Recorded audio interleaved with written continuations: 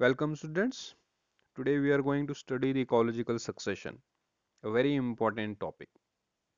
The term ecological succession was for the first time coined by Hult in 1885. Now, as far as the definition of ecological succession is concerned, the Clements in 1916 defined the ecological succession as the natural process by which the same locality becomes successively colonized by different groups or communities of plants. Okay okay बड़ी simple सी definition है. अगर मैं आपको एक general वे से अगर आपको ecological succession को समझाऊं तो फॉर एग्जांपल आप एक एरिया को विजिट करते हैं.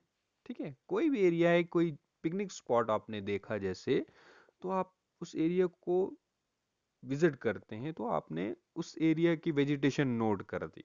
As you are the student of botany, so आपने क्या किया, उस पर्टिकुलर एरिया की आपने क्या वेजिटेशन नोट डाउन की.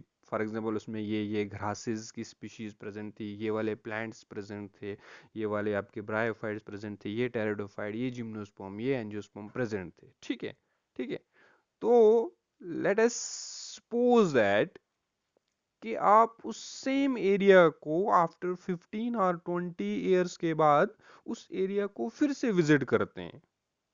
चाहे आप इंटेंशनली कर रहे हो या चाहे आप उसको क्या बाय चांस कर रहे हो, तो आप उस एरिया की, अगर उस टाइम 15-20 साल के बाद अगर आप फिर उस एरिया की, सेम एरिया की, अगर आप क्या कर रहे हैं, उस एरिया की वेजिटेशन को अगर देखेंगे, तो आप मुझे बताइए कि क्या उस एरिया की, उस पर्टिकुलर एरिया की वेजिटेशन सेम होगी उस टाइम जो 15 साल पहले वेजिटेशन प्रेजेंट थी? नहीं.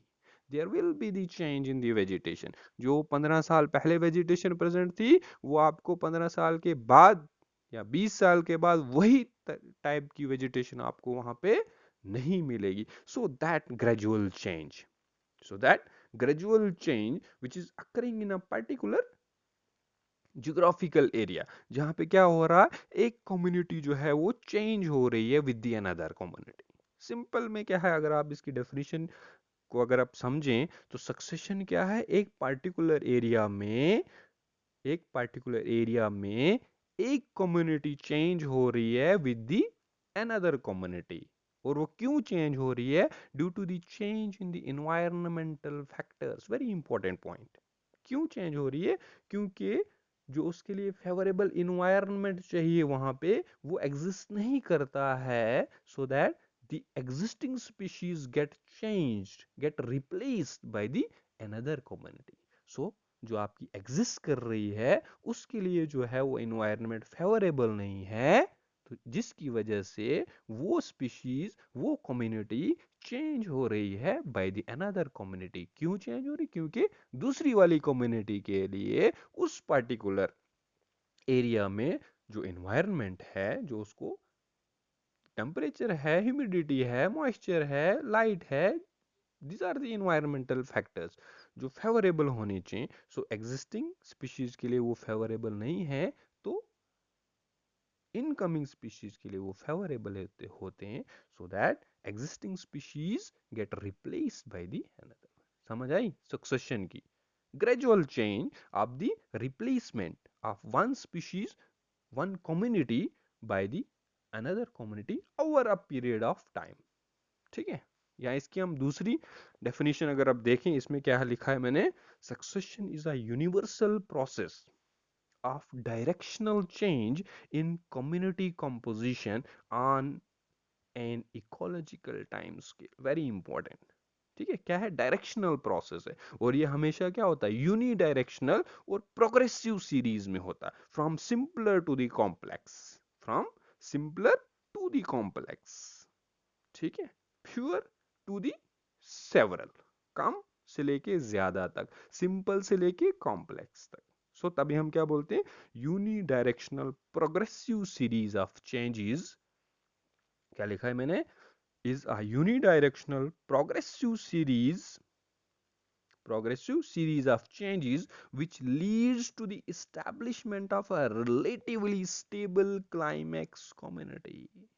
सो आपका सक्सेशन कब खत्म होगा? जब वहां पे एक स्टेबल कम्युनिटी, स्टेबल किसके साथ? आपके इन्वायरमेंटल कंडीशंस के साथ। जब आपकी एक स्पीशीज और एक इन्वायरमेंट के बीच में क्या होगी?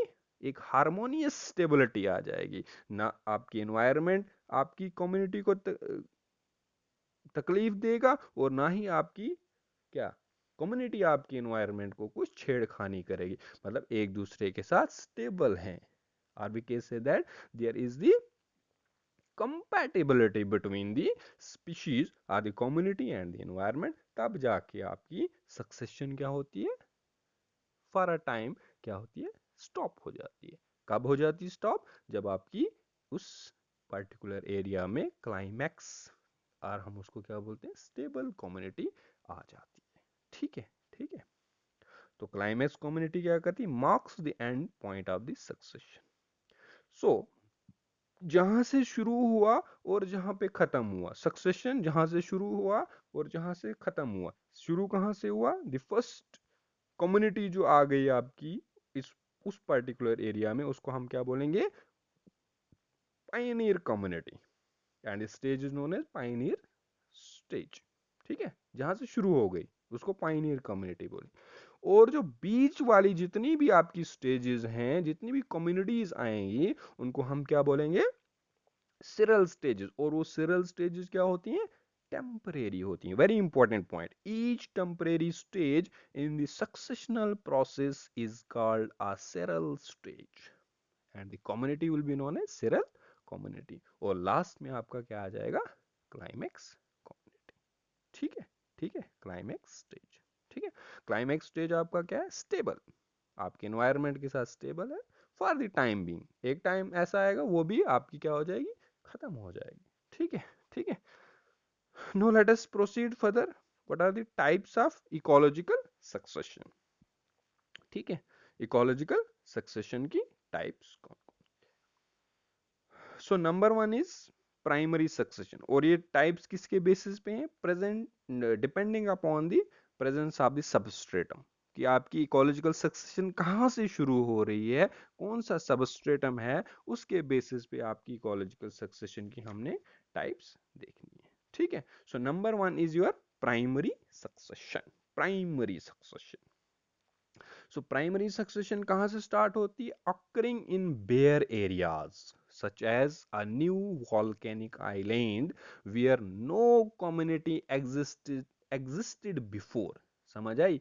वो एरिया जहां पे मतलब फॉर द फर्स्ट टाइम आपकी क्या हो रही है? इकोलॉजिकल सक्सेशन स्टार्ट हो रही है। वहां पे क्या हो रही है? लाइफ एग्जिस्टेंस में आ रही है। That process will be known as the primary succession. For example आपकी क्या है यहाँ पे? एग्जाम्पल दिया है वॉल्केनिक आइलैंड। ठीक है, जब वॉल्केनिक इरप्शन होती है तो वहां पे क्या बनता है? एक आइलैंड बनता है और उसके ऊपर जो आपकी सक्सेशन स्टार्ट हो जाती है, that is known as the primary succession. या हम आपके बेयर रॉक्स की बात करते हैं या स्टोन्स के ऊपर जो आपकी सक्सेशन स्टार्ट होती है, that will be known as the primary succession. क्या है आपका? नए सिरे से, नो और no land is present, no soil is present, तो स्टार्टिंग से आपका क्या है? आपका सक्सेशन जो है वो स्टार्ट होना, that is known as primary succession. ठीक है, वेयर नो सबस्ट्रेटम, खुद बनाना है सॉइल आपका। ठीक है, ठीक है। सो जो फर्स्ट ग्रुप ऑफ प्लांट्स वो कॉलोनाइज करेगा उस बेयर एरिया को, that will be known as the pioneer communities. Pioneer community. और मोस्टली वो कौन से होते हैं आपके? माइक्रोब्स हो जाएंगे, लाइकन्स हैं आपके, और मॉसेस होते हैं। ठीक है, और उसमें क्या होता है? सॉइल डेवलप्स ग्रेजुअली, है ना? अब वेदरिंग होगी उस रॉक्स की आपकी, और जो आपके लाइकेंस मोस हैं उनका जब डेथ डिके हो जाएगा तो उसमें क्या होगा? ऑर्गेनिक मैटर एक्यूमुलेट हो जाएगा आहिस्ता आहिस्ता और आपका सॉइल बनना शुरू हो जाएगा। ठीक है, बट शुरू कहाँ से हो रहा है? बेयर रॉक से, बेयर रॉक से। ठीक है, तो then is number second, secondary succession. Secondary succession. अब सेकेंडरी सक्सेशन क्या करती है? Occurs at a site from where an already developed community has been destroyed by some natural disturbances. By some natural disturbances. अब natural disturbance क्या हो सकते हैं? यहाँ आपका फायर हो गया, फ्लडिंग हो जाएगा। ठीक है, सो मेनी थिंग्स। यहाँ क्या हो सकता है आपका? Or by human activity. एक तो हो गया क्या कॉज, नेचुरल डिस्टरबेंस या आपकी ऑलरेडी जो एग्जिस्ट कर रही है कम्युनिटी वो खत्म हो सकती है, या तो क्या हो सकती है ह्यूमन एक्टिविटीज की वजह से हम उसको उखाड़ फेंक सकते हैं। तो उस क्या हो सकता है, उस केसेस में जो सक्सेशन आपकी स्टार्ट होगी that will be known as the secondary succession. समझ आई? समझ आई सेकेंडरी सक्सेशन की मतलब क्या है, आपकी ऑलरेडी एक कम्युनिटी एग्जिस्ट कर रही है एक पर्टिकुलर एरिया में। सो उस पर्टिकुलर कम्युनिटी को आप क्या कर रहे हैं, डिस्ट्रॉय कर रहे हैं। या तो अब डिस्ट्रॉय किस वजह से होते हैं, या तो नेचुरल फैक्टर्स आ सकते हैं वहां पे, या तो आपका क्या हो सकता है ह्यूमन एक्टिविटी की वजह से उसको हम उखाड़ फेंक रहे हैं। तो इन दैट केसेस में उस पार्टिकुलर एरिया में अगर आपकी दोबारा से सक्सेशन स्टार्ट हो रही हो तो that will be known as the secondary succession. So primary succession में और सेकेंडरी सक्सेशन में क्या फर्क हो गया, प्राइमरी में ऑल टुगेदर नए सिरे से आपकी प्रोसेस शुरू होनी है। फॉर एग्जाम्पल बेयर रॉक पे उस पे आपका पहले सबस्ट्रेटम सॉइल बनेगा, फिर आपकी आगे प्रोसेस चलता रहेगा, वो हम आगे बढ़ेंगे। तो but in case of secondary succession में आपका जो है सक्सेशन ऑलरेडी टेक प्लेस कर चुकी है, वहां पे आपकी कम्युनिटी ऑलरेडी एग्जिस्ट करती है उस पर्टिकुलर एरिया में, बट आप क्या करते हैं उस पर्टिकुलर कम्युनिटी को डिस्ट्रॉय करते हैं, खत्म कर देते हैं। तो उसके क्या हो गए, अगर आप फॉर एग्जाम्पल फॉरेस्ट की बात करते हैं, ठीक है, फॉरेस्ट एग्जिस्ट कर रहा है फॉरेस्ट कम्युनिटी, तो आप उसमें आग लगा देते हैं, ठीक है, तो वो खत्म हो गए सारे पेड़ उसको, ठीक है, वो पेड़ पूरे खत्म हो गए। अब क्या होगा उसी एरिया में, उसी वहां पे लैंड आपकी प्रेजेंट है, सॉइल प्रेजेंट है, अर्थ प्रेजेंट है, उसी अर्थ के ऊपर आपका क्या होगा, नए सिरे से सक्सेशन शुरू हो जाएगा। अब नए सिरे से क्या होगा, अगर आपका फॉर एग्जाम्पल पाइन प्लांट्स है वहां पे, उसके सीड्स वगैरह अर्थ में होंगे, तो उसी सीड से आपका क्या होगा, फर्दर आपकी जो होगी वो सक्सेशन स्टार्ट हो जाएगी। ठीक है, ठीक है। क्या होता है, the secondary succession starts on a well developed soil already formed at the site. क्या बोला मैंने, सॉइल ऑलरेडी प्रेजेंट हो, hence this form of succession is relatively faster as compare to primary succession. ये बहुत इंपॉर्टेंट है, ठीक है। क्या होता है, प्राइमरी सक्सेशन में बहुत time, hundreds and thousands of years लग जाते हैं, but as compare to primary succession जो आपकी सेकेंडरी सक्सेशन है, चूंकि सॉइल प्रेजेंट है, सॉइल बनाना is not an easy task, ठीक है, बहुत सारा टाइम लगता है, वेदरिंग करनी है रॉक्स की, वहां पे आपका पॉइनेज स्पीशीज आएगा, सो मेनी थिंग्स। तो इस केस में क्या है, प्राइमरी सक्सेशन ज्यादा टाइम लेती है as compare to the secondary succession, क्योंकि सेकेंडरी सक्सेशन में आपका सबस्ट्रेटम प्रेजेंट है, सॉइल प्रेजेंट है, बस आपका प्रोपोग्यूल प्रेजेंट होना चाहिए, आपका सीड होना चाहिए वहां पे, जो आपकी क्या हो जाएगी, आपकी सक्सेशन स्टार्ट करेगा। ठीक है, तो सेकेंडरी सक्सेशन अगर हम देखें ये more common type of succession है as compare to the primary succession. ठीक है, ठीक है। चलो अब थोड़ा सा हम इसमें क्या डिफरेंस देखते हैं आपका प्राइमरी सक्सेशन और सेकेंडरी सक्सेशन में। Primary succession begins with no life. कहाँ पे शुरू हो रही है, बैरन एरियाज में, बैरन रॉक्स पे, वॉल्केनिक आइलैंड्स पे शुरू हो। सो स्टार्टिंग कहाँ से, नॉन लिविंग से शुरू हो रहा है, non living, begins with no life. और आपका सेकेंडरी सक्सेशन का क्या होता है, follows removal of existing biota, destruction हो रही ना, सो आपका क्या कर रहा है, सेकेंडरी सक्सेशन फॉलोज। तो नंबर सेकंड डिफरेंस क्या, no soil present. Secondary succession में हमने क्या देखा, soil already present. Primary succession में क्या होता है, न्यू एरिया, चाहे वो आपकी वॉल्केनिक आइलैंड हो, आपका बैरन रॉक्स हो, वेरेज आपका सेकेंडरी सक्सेशन में क्या होता है, ओल्ड एरियाज। ठीक है। नंबर थर्ड फोर्थ पॉइंट क्या है, lichens and mosses come first, ये बहुत इंपॉर्टेंट है। अब सेकेंडरी सेक्शन में क्या होगा, सीड्स एंड रूट्स ऑलरेडी बोला मैंने, सीड्स प्रेजेंट होंगे तो वो जर्मिनेट करेंगे, आपका अंडरग्राउंड पार्ट होगा तो वो होगा आपका ग्रो करेगा, रूट्स हैं जैसे वहीं से आपकी शूट निकल जाएगा और ग्रो करेगा। Biomass in case of primary succession is low, whereas biomass is higher. ठीक है, ठीक है। अब थोड़ा सा इसका वो आप देखिए जरा कि कैसे आपका प्राइमरी सक्सेशन शुरू हो जाता है। ठीक है, प्राइमरी सक्सेशन क्या है, is a very long process, usually कितने hundreds and thousands of years लग जाते हैं। अगर आपको ये थोड़ा सा क्लियर हो तो क्या है, सबसे पहला पॉइंट इसमें आप ये देख सकते हैं। तो सबसे पहला क्या है इसमें, बेयर रॉक्स हैं, देख रहे हो ये आप, ठीक है।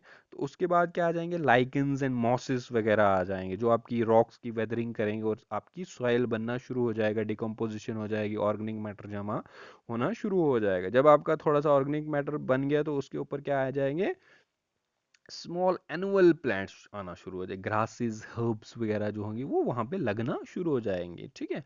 तो फिर वैसे ही डेथ एंड डिकम्पोजिशन प्रोसेस होता रहता आपका ऑर्गेनिक मैटर जमा हो रहा है, आपकी वेदरिंग ऑफ रॉक्स हो रही है, तो थोड़ा थोड़ा क्या हो रहा है, सबस्ट्रेट में आपका बनता जा रहा है, आपकी वेदरिंग हो रही है रॉक्स की, तो आपकी सॉइल बनना शुरू हो जाती है। तो उसके बाद आपका क्या आएंगे, पेरिनियल हर्ब्स आ जाएंगी, ग्रासेस आ जाएंगे। ठीक है। ठीक है। फिर उसके बाद क्या हो जाएगा, आपका ग्रासेस श्रब्स आ जाएंगे, शेड इनटॉलरेंट ट्रीज हो जाएंगे, पाइन्स आना शुरू हो जाते हैं आपके। ठीक है। एसिकुलर लीव्स है ना, तो शेड इनटॉलरेंस। ठीक है, तभी उनकी वो मॉडिफिकेशन होती है, आप द लीव्स वो उतना बर्दाश्त नहीं कर पाते हैं। तो फिर लास्ट में आपका क्या आ जाता है, जो आपके शेड टॉलरेंट ट्रीज होते हैं, मींस ब्रॉड लीव्स वाले प्लांट्स आ जाते हैं। ठीक है, which is known as the climax communities. ठीक है। सो बीच में जितनी भी होगी वो इंटरमीडिएट कम्युनिटीज होगी, स्टेजेस हो गए, लास्ट में आपकी क्लाइमेक्स कम्युनिटी। और स्टार्टिंग कहाँ से हुआ था, पाइनियर स्टेज से, pioneer cereal stages, and ultimately कहाँ पे पहुंच गया आपका क्लाइमेक्स। ठीक है, ये होगी आपकी primary succession. Now will talk about the secondary succession. Secondary succession में क्या है, this is the soil already present है, so it occurs where soil is present. तो सबसे पहले क्या आएंगे, एनुअल वीड्स आ जाएंगे, फिर पेरिनियल वीड्स एंड ग्रासेस आ जाएंगे, फिर श्रब्स आ जाएंगे, फिर आपके यंगर पाइन्स फॉरेस्ट आ जाएंगे, चेरी वगैरह, और अल्टीमेटली आपका क्या आ जाएंगे, ब्रॉड लीव्स फॉरेस्ट आ जाएंगे। ठीक है। ठीक है। तो सो इट इज, ये आपका फर्स्ट प्रोसेस है as compared to the primary succession. And then is your number second types, autogenic succession. अब ये depending upon the factors responsible for the replacement of the existing community, कि आपकी existing community को replace कौन कर रहा है, depending upon these factors आपकी ecological succession की types। Number one is autogenic succession. Autogenic succession को कैसे डिफाइन किया है मैंने, is a self driven is a self-driven resulting from the interactions between organisms and their environment। खुद ही, मतलब short में क्या बोला मैंने, in this case in this case successional changes are brought about by the organisms themselves. For example हम इसको कैसे समझेंगे, एक कम्युनिटी आपके एक पर्टिकुलर एरिया में ग्रो कर रही है। ठीक है। तो वो बाय द रिएक्शंस वहाँ पे उसकी ग्रोथ हो रही है, डेवलपमेंट हो रही है, उसके फिजियोलॉजिकल फिनोमिनन्स हो रहे हैं, तो उन रिएक्शंस की वजह से क्या हो रहा है कि आपका जो इन्वायरमेंटल फैक्टर्स हैं उसमें चेंज आ रही है।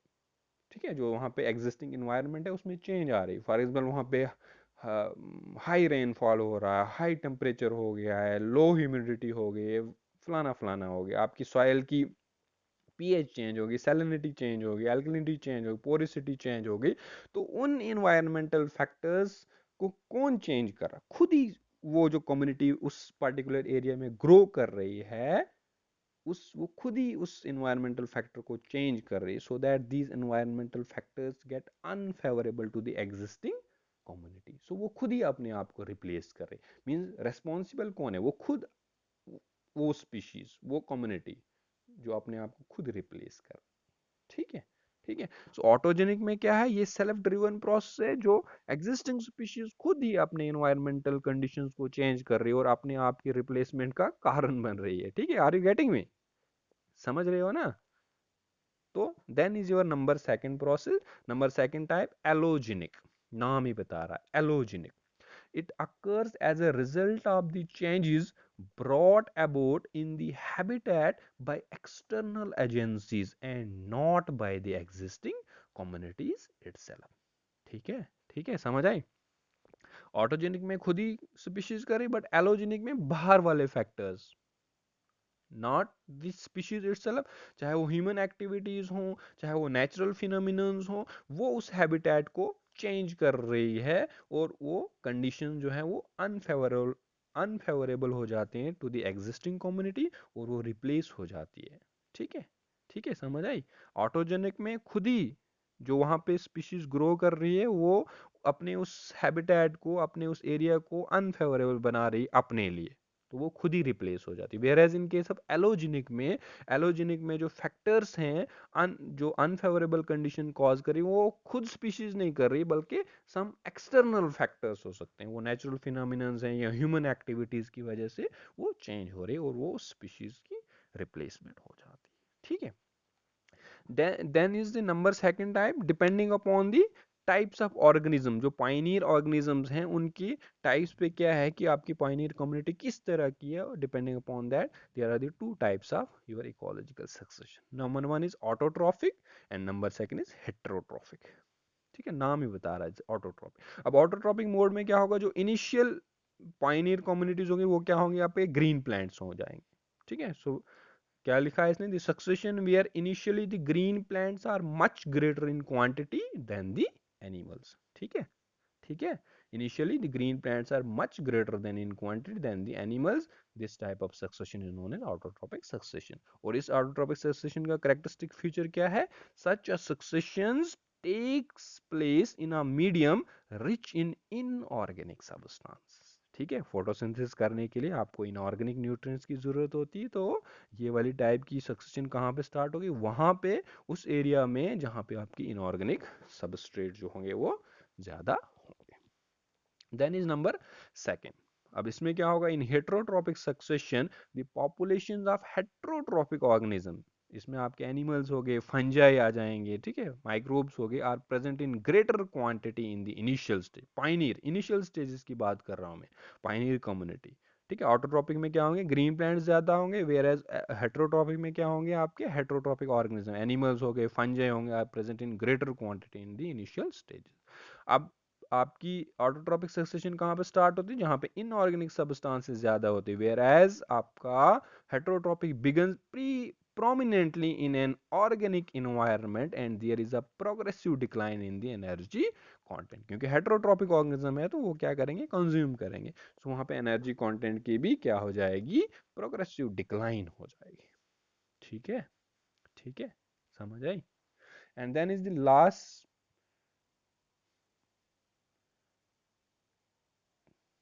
Type of succession, that is the progressive and retrogressive. वो मैंने लिखी नहीं है यहाँ पे, बट आप ऐसे ही सुन लें, प्रोग्रेसिव लिख लें इसको, प्रोग्रेसिव एंड रेट्रोग्रेसिव सक्सेशन है, दो तरह की है।